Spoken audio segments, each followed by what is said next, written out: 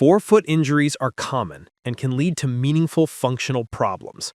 The forefoot provides a broad plantar surface for load sharing, helping distribute weight during gait. Its structure allows mobility in the sagittal plane, letting each metatarsal head adjust to uneven ground. When injured, this adaptability becomes compromised, making ambulation painful and inefficient. Although the forefoot works as a functional unit, each metatarsal has distinct biomechanical roles that must be respected when managing fractures. The first metatarsal is particularly important, supporting 30 to 50% of body weight during stance. Any angulation or displacement in the first metatarsal can lead to major gait disturbances, painful calluses when plantar flexed, and transfer lesions when dorsiflexed.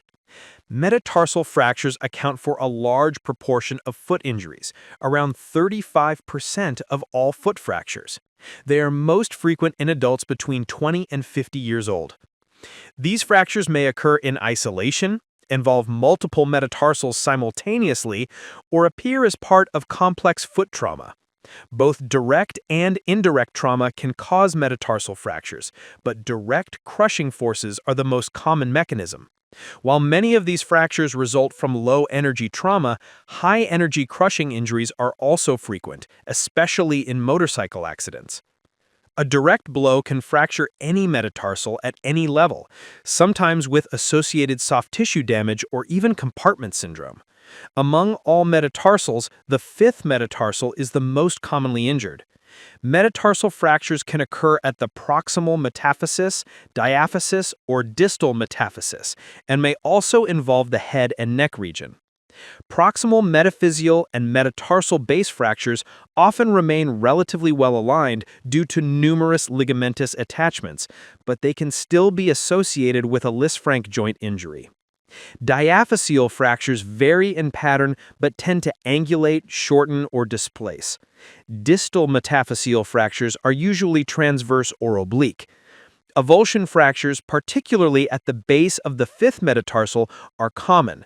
Stress fractures frequently affect the metatarsal shafts, especially the second and third, and also the proximal shaft of the fifth. Despite their frequency, most metatarsal fractures heal well when appropriately treated.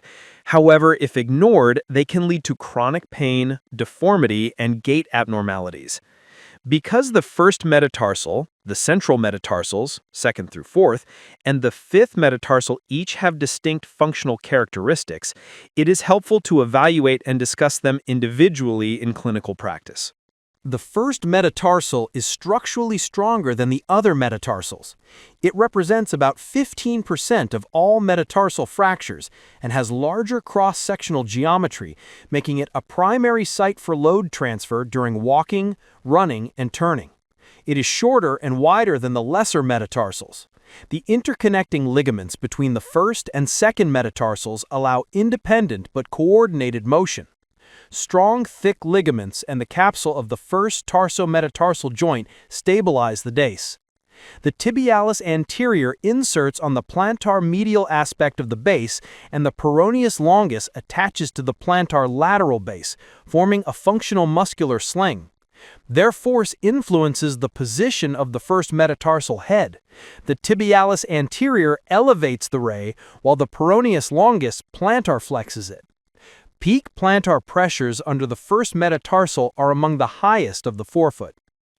Mechanisms of injury to the first metatarsal involve both direct and indirect trauma. Direct trauma is common in industrial accidents, usually from a heavy object falling on the foot. Indirect injuries often occur in sports when the forefoot is fixed and the leg rotates. First metatarsal injuries may be associated with fractures of the central metatarsals, other injuries of the first ray, or Lisfranc injuries.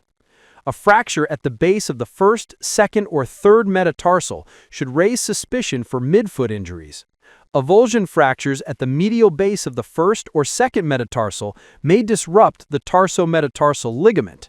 The arterial arch and the dorsal and plantar metatarsal arteries are vulnerable to damage, and compartment syndrome may follow significant soft tissue trauma. Compartment pressures should be monitored in cases of high-energy mechanisms. Clinically, Patients present with pain during weight-bearing and active foot movement. They often report difficulty walking. Examination reveals swelling and tenderness. Crepitation or palpable motion may be elicited at the fracture site. This can also reproduce symptoms and may help detect stress injuries. Neurovascular evaluation is essential. Radiographs with AP, lateral, and oblique views are required to assess shortening, angulation, and displacement. CT is useful for detecting intra-articular extension or fragments. Ultrasound may help in diagnosing and following stress fractures.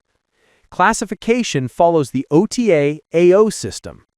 The metatarsal is identified by adding a bone code after the 87- designation.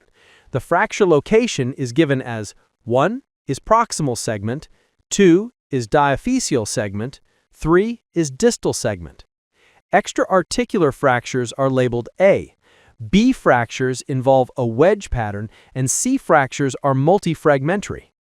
Further subclassification describes whether the fracture is proximal, central, distal, and its relationship to the shaft. Non-operative treatment is appropriate for isolated, minimally displaced fractures with no instability on stress radiographs. Relative contraindications include complex forefoot or midfoot fractures, instability on stress views, plantar displacement of the metatarsal head, and open fractures. Determining operative versus non-operative management requires stress radiographs to detect instability. If displacement of the first metatarsal through the joint is present, this indicates instability and requires fixation. When no instability or associated midfoot injuries are present, non-operative treatment is usually sufficient. Stress radiographs with adduction and abduction forces can confirm stability. Local anesthetic may be needed early after injury to reduce pain during testing. After a few weeks of immobilization, repeat weight-bearing radiographs help confirm healing. Technique for non-operative care. Isolated fractures may be placed in a short leg cast with no weight-bearing for 3 weeks, followed by 3 weeks of weight-bearing as tolerated. The cast should hold the foot in plantigrade, avoiding dorsal pressure over the first metatarsal. Gentle plantar pressure on the lesser metatarsals helps maintain alignment. Activities progress as tolerated, and patients transition to a walking cast before advancing to normal footwear and full weight bearing. Operative treatment of first metatarsal fractures is indicated when there is instability or loss of normal alignment of the metatarsal head. The goal is to restore and maintain the anatomic position of the first metatarsal head, the sesamoids, and the first metatarsophalangeal joint. The fixation method depends on the fracture configuration. Contraindications include poor vascular status, infection, or significant medical instability. Preoperative planning includes several key steps. The patient is positioned supine on a radiolucent table, usually with a bolster under the ipsilateral hip. Fluoroscopy is placed on the contralateral side for easy access. Instruments should include small and mini fragment sets, and an external fixator should be available. A tourniquet is placed above the knee. Some surgeons also use a triangular cushion under the knee. Surgical approach depends on fracture location and pattern. For simple avulsions at the base, a direct dorsal incision over the fracture allows straightforward visualization. For most proximal and midshaft fractures,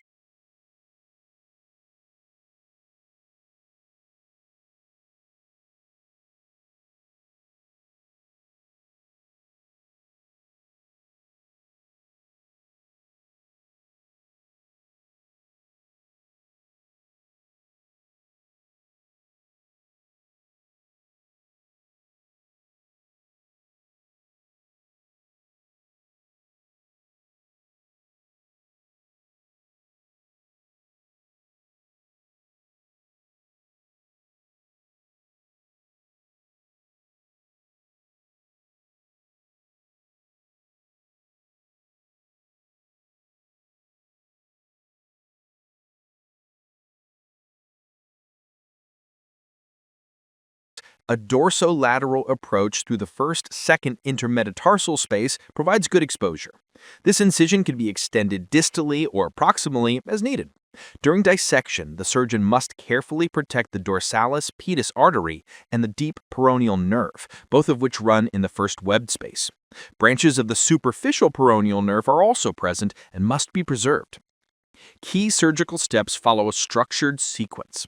Dorsolateral approach through the first-second intermetatarsal space, protection of the dorsalis pedis artery and deep peroneal nerve, subperiosteal exposure of the fracture, cleaning of fracture ends with a curette, reduction and temporary fixation with bone-holding forceps, lag screw or plate fixation depending on fracture pattern, layered closure.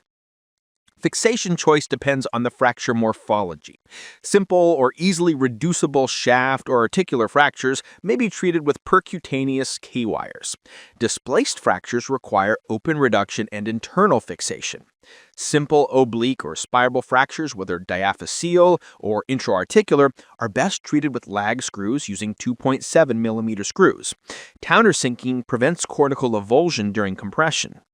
If there is concern about instability of the tarso-metatarsal joint, a 2.7 or 3.5 mm screw can be placed across the joint, similar to fixation used for Lisfranc injuries.